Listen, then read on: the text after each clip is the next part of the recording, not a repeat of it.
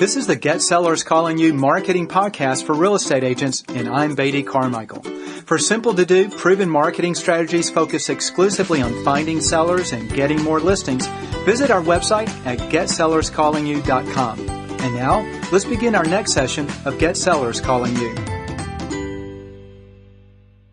I'm Caroline Springer. We're picking back up with Beatty Carmichael on the conversation of how to double sales and referrals from your personal contacts this year. This is part 3 of our series. We've been kind of going through and talking about kind of picking Beatty's brain and talking about, some innovative ideas and how to get those prospects calling you. So it is very fitting that our call is called Get Sellers Calling You. So I thought maybe, since this is part 3, Beatty, maybe we could, just start off with another quick review to catch people up to date. Okay. And kind of, pick up where we last left off. Okay, sure. So, by the way, welcome everyone, officially. I had a little intro while you were coming back in, Caroline, that it won't be on the official podcast. So we're doing these as a podcast. So if you're listening on the podcast, welcome. And don't forget, you can go to getsellerscallingyou.com, which will be the official podcast site with all kinds of other great free resources. Right now it's in development, so another couple of weeks and it'll be up. So we've been talking on the subject of really how do you double your referrals? How do you get more referrals coming in? And this was intended to be a single podcast call, and now it's rolled into 3. And so I'm excited because hopefully you're getting a lot of value on things that you can do personally for your list. But here's kind of where we were for those who weren't on the previous calls. The first thing we talked about is that your personal list is actually the most important list you can ever go to. The most important thing you can do in your business is to always make a list of everyone that you've met who know you. Get their mailing address, get their email address, and stay in front of them, touch them, send them stuff. Always target that. Why? Because that list is 8 to 10 times more likely to respond and favor you, either directly or indirectly with a referral, than any other list you can do. And if you do it well, you can make a lot of money. Just one of our clients has a list of 500 people that he's built up over the years, and from that list, just that list alone, he makes somewhere around, I think it's $300,000 to $500,000 a year. So for a lot of you guys, you could probably have a nice lifestyle just on that one list. That's one of 4 lists that he targets. So some really neat things that you can do. We also then started to talk about what should you be able to get. A lot of people say, well, 90% of my business is referrals. I'm doing pretty good. Well, 90% of your business being referrals and how many referrals you're getting are 2 completely different things. Statistically, I won't go into this because we covered this on a previous call. A study was done and found that the average, once you do things right, the average you should be getting is 17 transactions a year for every 100 people that you personally know. Okay? So if you have a list of 300 people, 17 times 300, what's that? 51 sales a year. So if 90% of your business is coming from referrals, but it's not at an equal rate of 17 transactions per 100 people, then there's a lot of opportunity that you're leaving on the table, you're giving to your competitors. We then started to talk about how does a consumer choose an agent? And it boils down to really 2 things, trust and top of mind. Trust, not in the context of do you trust them as a person, okay? Do you trust that person because he's honest and has integrity? The trust that I'm talking about is the trust of expertise. Do you trust their expertise, okay? If I go into brain surgery, I may trust my best friend, but I will not trust him to operate on my brain because he has no expertise. So the trust I'm talking about in this, what causes a consumer to choose someone is the expertise trust, not the integrity trust. The other thing that causes a consumer to choose someone is top of mind, just being there, where when they think of calling someone, your name is on the top of their mind at the point that they're thinking about them. That's actually what we talked about last week. We talked through a number of different things that you can do to stay top of mind all of the time. Really easy things, okay? And then today I think we kind of want to talk about how do you build up that trust? How do you create a trust expertise in your consumers' minds so that when they do have a choice to choose you or someone else, you're the person that they choose. That's really the whole idea behind trust. So hopefully that gives us a real quick snapshot, Caroline, of kind of where we've come from and where we're going today.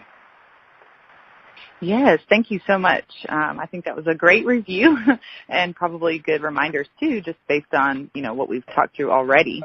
So talking about trust, if we kind of want to, I know we talked about top of mind last week, so kind of exploring trust a little bit. Is there, a key or any kind of practical things that you'd like to share about ensuring that you've built that trust level with your sphere of influence? There is, but before I go there, I want to go back on one thing because this is new information, okay, I'd like to share. You remember last week we were talking about staying top of mind and that not all touches are the same. We're talking about, if someone puts you on an email drip campaign and is talking about, how to clean your pillows and things of that sort, that those are more of a nuisance touch than a value-added touch. Do you remember that conversation? Yes, absolutely, because I've definitely had some of those nuisance touches myself. Yeah, okay. So we were talking then about what type of value touches you can do, like on an email campaign. And we're talking about sending out inspirational stories, okay, some sort of a touch that makes people want to read it. So I want to share just something I heard today that was really cool. So for those that are out there, we provide a service we call Agent Dominator, agentdominator.net, and part of that service is how do you touch people, and how do you get in front of them? So basically, what we're teaching on these podcasts is everything I've learned about this whole stuff and just giving it away for free. But one of the things that we do is we have a email series that we provide as part of our service called Monday Morning Coffee. And what Monday Morning Coffee is, it's a blurb, it's a real estate blurb, kind of a market update, not a market snapshot that's specific to a community, but just generally what's going on in the world of real estate. But then it includes an inspirational story. And it's all branded to our clients, so it comes out, it's coming personally from our, from the realtor to his list, okay? Well, I was hearing today, Caroline, that one of our clients who's just been using us now for a few weeks was commenting that he's gotten one or several comments from his list of his people really loving the Monday Morning Coffee emails and thanking him for it. And so when you can do a touch that is so well received that your list actually thanks you for sending that on an ongoing basis, then you're winning. Does that make sense? Absolutely. And I'm sure I'm sure a lot of our listeners are racking their brains trying to, think if they're sending out that kind of valuable information where they can get a response. Yeah, so here's an easy. If you're sending stuff out and you've never gotten a response of someone saying, hey, thank you for sending this, as this is really a great email all the time, you're probably sending out a nuisance email, okay? If they like it, they'll typically respond. So if they're not responding favorably, then look at what you're doing.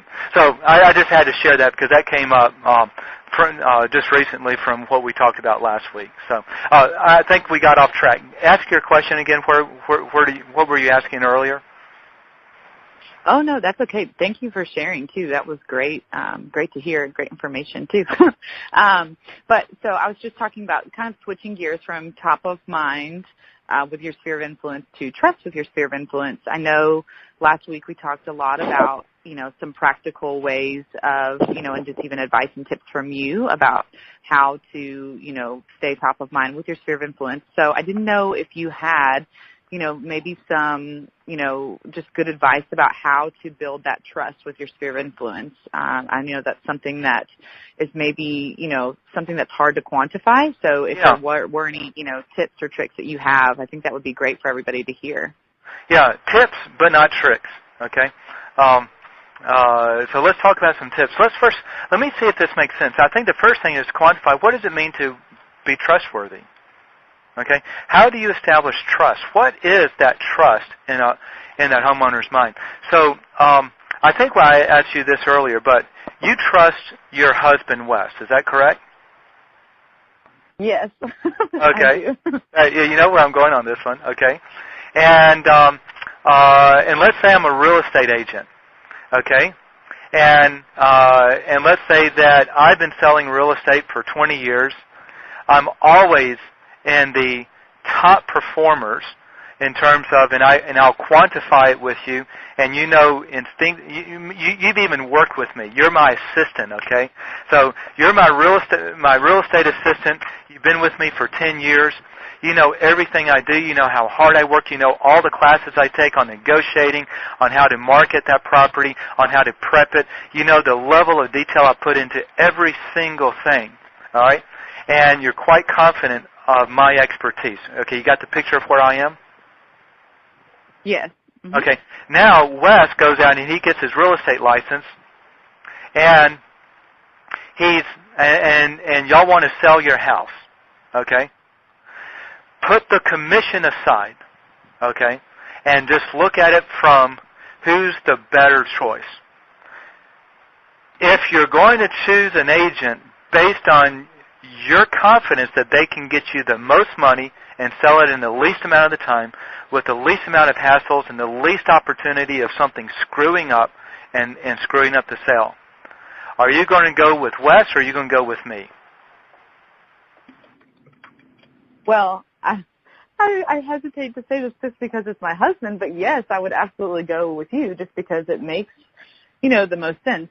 Just what I'm putting my trust into Wes about versus what I would be putting my trust into a realtor about. My trust in Wes is, built from our relationship and, things like that. But this is, I'm putting the trust of my home. So I would want, some kind of expertise and proof that, here's somebody that I know I can trust that my home will be sold for, for its value at least. Yeah. So yes, I would choose you. Okay, great. So now we're starting to get closer to what this thing called trust is all about. It's not the fact that you trust him as a person, because you trust Wes much more than me as a person. But when it comes to that area in which I'm an expert and Wes is not, then that's a different type of trust. It's the trust in one's expertise, not trust in one's relationship. Follow me?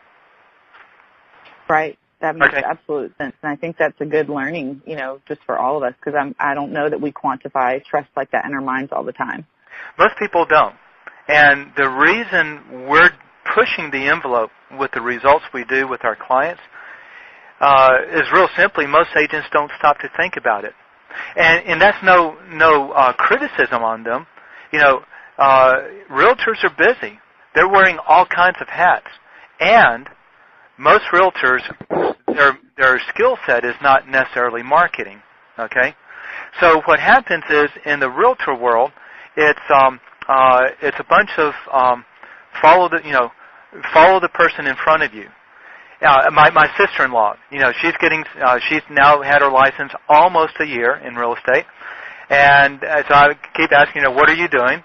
How are you marketing? Well, I'm just doing what the ladies in the office are doing. Okay, it's just whatever they do, then I guess that's what I need to be doing. I keep trying to tell her, hey, no, do this and that. And this is what's really funny. Okay, I hope she doesn't hear this podcast.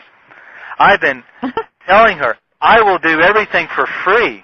I will market her to her list for free. All of these things, absolutely free. And she still hasn't taken me up on it because she didn't want to offend the people in her office because it's not what they were telling her to do. And then she hasn't quite gotten around to doing it. So basically what it means is, she hears what I say, but she trusts someone else more than she trusts what I can deliver, even though my life has been spent in this one capacity. So I'm getting beyond the topic. So let's go back to trust. So trust is your expertise. Then the question is, how do you deliver the communication so that they trust your expertise? Because just because they know you, just because they know that you're a real estate agent, just because they know that you've been a real estate agent for years, doesn't create trust. Trust is created at a deeper level with a deeper understanding. If you were my assistant for 10 years, then that trust would be born by you observing what I actually do and observing the results that I actually deliver. Does that make sense? Absolutely. I mean, I think, for choices like this, you have to be results driven. So I would think as a realtor, making sure that those results are it is, one of the most, influential ways to earn trust. So that trust is you've got to observe it. You've got to see it. You've got to experience it. You've got to start to put together. And the homeowner doesn't understand what they need to know in terms of trust. So we have to deliver it to them. And here is the simple formula, okay? Formula number one, they got to see that you're always selling. It's one thing to know that someone's been selling real estate for 20 years. It's another thing to see that they're selling every single day. It's one thing to know that they probably have the expertise. It's another thing to actually understand that expertise. So what we've got to do as marketers, okay, as the realtor out there listening to this call to then produce this content for themselves or what we do for our clients, is you've got to start to educate that consumer why they should be trusting you. And over the years, we've been testing, monitoring, tweaking, and what we've boiled it down to is there's really kind of a formula. I call it the 3 S's. And if you will consistently keep the 3 S's in front of your list, then what that does is it builds up your expertise in their mind. And when they believe that you have the expertise, that's when you get the phone calls. That's when you get the referrals. And would you like to take a guess what those 3 S's might be, Caroline? Oh,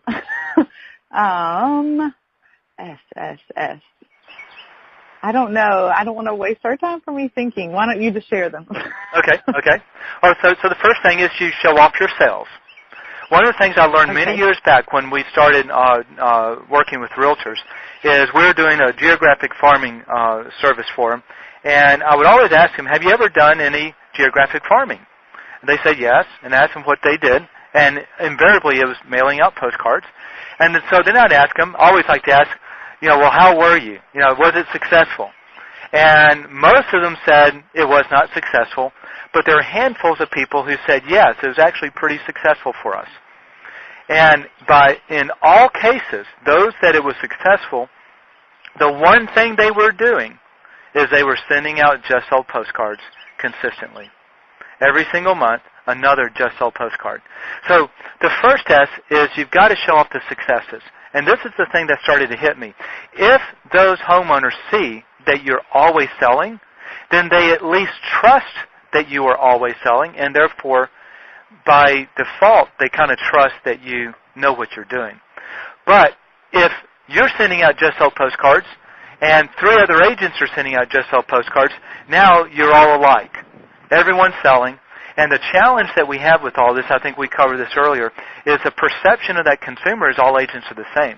And so if you do the same thing that all agents do, if you do the same type of marketing all agents do, if you put out the same content all agents do, then there's nothing that separates you, and therefore there's nothing that differentiates you, and therefore there's nothing to give that consumer reason to call you over someone else. So we've got to get a little bit deeper. So that's the first S is showing off your sales. That second S is to explain or to explain the secrets behind those sales. Okay, so this is where it really starts to get down, and we're probably going to run out of time. I think we got 10 minutes for this to be a 30-minute call. So we'll probably run out of time to really get into the third S. We'll just cover that on some other podcast. But the first two are 80% of everything. early 70%. So that second S is explaining the secrets behind your successes. And here's what I mean. You know, if I told you that my home sold 3 weeks faster than the typical home, and I told that to you all the time, would you begin to believe it, do you think? Yes, I think I would like to see, you know, some type of proof about it, though, too. Okay. So let's say that I give you proof. Okay. I'm going to quantify it, show you the average days on market, which is 9 weeks for the average agent.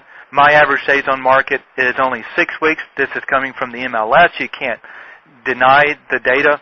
And so now I can prove that my home sells 3 weeks faster than the average home. Okay, so you start to believe it, right? Right, yeah. That's okay. Impressive. Yeah, okay, so it's impressive, thank you. Okay, so that's one part of trust. I'm able to prove it, okay?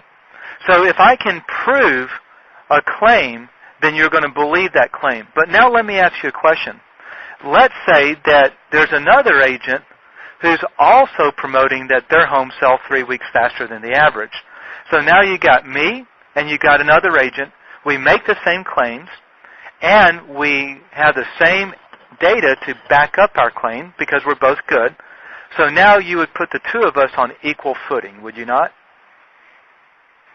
Yes, unless I had some reason to differentiate, you know, like the why, I guess, behind it. There you go. Unless you have some other reason to differentiate it. And the question is, what can you do to give that other reason? What we've learned is that other reason are a good way to do it are the secrets behind your successes. So let's say that I start to explain to you why my home sells 3 weeks faster. Okay? That one of the things that it takes to sell a home fast is that it's in perfect condition when it goes on the market. That everything is fixed up, everything is looking great. All the light bulbs are replaced with the highest wattage, so the home is just bright on the inside. It's staged, and I start to explain all the things that I do to help that homeowner and guide that homeowner to make sure it's perfectly perfect until, before we put it on the market. I also start to share with you. So imagine maybe this is you and me in a conversation, or maybe this is postcards or letters going out that's explaining these concepts. And I also start to explain to you, Caroline, that another reason my homes sell 3 weeks faster is because you have to price it right. That if you price it too high, it's going to take longer to sell because the buyers really, they got a good feel for the market. They know what they're willing to spend in that area. They see other homes, and so if you try to get too much for it, you overprice it, it just doesn't sell. But by being able to price it right means it's going to sell quicker because now you got it at the right price. I also start to go into how I promote it and how I do a lot of listing, before it goes on the market promotion, pre-market promotion. I start to get it communicated out into the neighborhood that this home is coming soon. If you have friends that you'd like to move into this neighborhood, let them know it's about to come on the market. I do a great big promotional blitz when it comes on the market, and I take professional photographs so that it looks great online because 95% of buyers typically start their search online. And I start to explain all of these things that I do. Now, you know the secrets behind why my home sells 3 weeks faster. The other agent, you just know that their home sells 3 weeks faster. Comes time to put your home on the market. Who are you calling? Absolutely you. Yeah. I mean, just even hearing some of those things, those are, just little details of I'm not in real estate. I'm not thinking about, all that goes into, even just like the comment about the light bulbs. That seems so simple, but I think, just shows, oh my gosh, I need that realtor to help me think of all these details I might not know about. So I think I would definitely go with you. All right, so listen to your words. Definitely go with you. This is what you want as a realtor, all of your contacts, all your personal contacts to think about you. I would definitely go with you. The only thing different is I started to explain what I did to cause my successes to happen. In other words, I'm giving the secrets behind my success. So when you give the secret behind why you're successful, don't just say, I sold this home. Tell them what was special about this home. I sold this home, and not only did I sell it, but I sold it in only 6 weeks when the average home in this market is taking 9 to 12 weeks. How did I beat the average by almost half in some cases with this home? Well, let me give a few of the secrets behind why that happened. And then if I do that with every sale, and I explain a little bit about that sale, of what made that sale special, and then I explain the secrets behind what I did to cause that to happen, now what you have is you have a pattern that starts to form in your mind. The pattern is every time Beatty sells a home, it's selling fast, it's selling for top dollar, and because he's explaining what he does on these sales, I now have the confidence that he really knows what he's doing. And because he knows what he's doing, every one of his sales is better than the average. Is that starting to make, do you see how that connection starts to happen in your brain? Absolutely. I think, too, there's something to be said, even just the verbiage of, these are the secrets and what I do, but you're willing to share them. I think that too would maybe garner even a little more trust from me. Just, the fact that it's not some, scheme where, you're going to pretend to do something or, things like that. It's, these are these secrets of how I get it done. And it makes me think that there's this bank of even more things that, that's in your expertise that I would want to trust. So, I love that terminology too, just even using that word secrets. I think that's a great idea. Yeah, well, it works. So I know we're getting close to out of time. Is that right? Right. I was just going to ask if you wanted to explore a little bit further since we started a little late, but because I'm happy to stay on a little bit longer if you'd like to, or if you'd like to wrap it up, we can continue in another conversation. Well, let's try to wrap it up because we're pretty close to being finished. Let me this may go just over a typical 30-minute call, but let me wrap up some things. So then the question comes up: what do you tell them? Because one of the things I find with most realtors is they don't understand what they do that makes them special. Because in their mind, well, gosh, all realtors do this. Well, that's true, but not all realtors are telling their list. It's whoever tells their list that owns it. See, that other realtor that has sells their homes 3 weeks faster than the average, they probably do everything I do. But unless they tell you it, then you don't know it. And since I'm telling you what I do, and they're not telling you what they do, then you naturally are going to favor me over them. So the key is to get out there and tell it. And then the other part of the key is to figure out what it is that you do. And if you'll just make a list, if you're an agent out there and you're trying to figure out how do I execute on this, okay, then if you simply make a list of all the things that you do and then start to educate your list, not educate your contacts, what it is that you do, because they don't understand it. You know it. You do it all the time. It's almost like, you don't even think about it. But for that homeowner who only buys or sells a home, 2 or 3 times in her lifetime, then all this stuff is new. Okay? So do that. But a real easy way that you can start to do it is if you have a listing presentation, a good one. The good listing presentations are going to go through a set of topics designed to differentiate you from other agents, designed to give that homeowner who's thinking about selling their home the reason why they should choose you over those other agents that they may be contacting. Okay, that's a listing presentation, a good one. So typically you take each of those topics that's in your listing presentation, and each of those topics becomes an educational point that you explain. Like, for example, one reason my home sells faster is because of my negotiating skills. Because when it comes down to, getting the deal done, sometimes you can lose the deal on the negotiation, and you got to go back out on the market because you lost that contract. Or if you're talking about why my homes sell for more, you can use your negotiating skill. You can talk about your marketing. You can talk about your preparation, your promotion, everything that you do, everything in that listing presentation start to become the secrets behind what happens. And then all you do is you drip it in some communication fashion, a flyer, a postcard, a letter, a newsletter, an email, whatever it is, always connecting the dots. This sale sold fast because of one reason, my secret of promotion. This sale sold, for more money because one reason, my negotiating skill. And so you always tie the sale back into one of those features, and now you're educating the consumers. This is actually, we've been testing this. We've been working on this particular project at this point of this call, like 4.5 years, almost 5 years, I guess, at this point. And it's really, really powerful. Really powerful.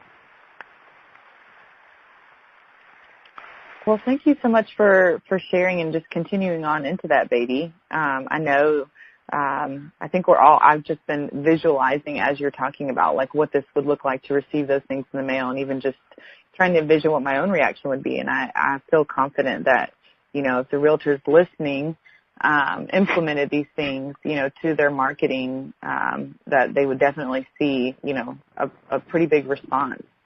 So thankful that you're willing to share your expertise. Yeah. And hey, I know we're wrapping up. Can I put a plug in real quick on what we do? Absolutely, yes. Okay, because I know sometimes it's easy to get overwhelmed. You're out there, you're an agent, you're going, this sounds great, but how do I really execute on it? Where do I fit on my plate and all this other stuff? And so if that's you, the thing that we do is this stuff. So if you have an interest, if you have a personal list, so basically here's the deal.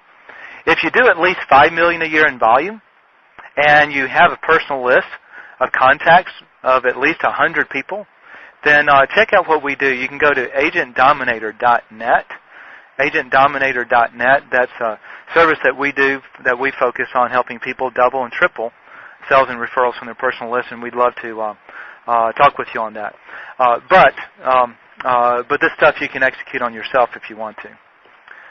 All right, let me turn it over to you, and we'll close it on out. Okay, great. Well, thank you guys for joining us. Again, I'm Caroline Springer, and we've been interviewing Beatty Carmichael. This is the Get Sellers Calling You call. And if you have any questions or you'd like to refer back to anything we spoke about today, you can actually go to the Get Sellers Calling You website. So it's getsellerscallingyou.com. And, so thank you so much, Beatty, for joining us. And I'm going to turn it over to you for some question and answer time. Great. Well, we're going to officially wrap this call up, and then for those of you who are live with us, hang on, and we will take some questions and answers in just a moment. Thanks, everyone. Have a great day. If you've enjoyed this podcast, please tell others about it. Also, be sure to get our step-by-step training on how to double sales and referrals from past clients and sphere of influence. It's absolutely the easiest way to grow your business fast, and it's completely free. You'll find it on our website at getsellerscallingyou.com. Thanks for listening.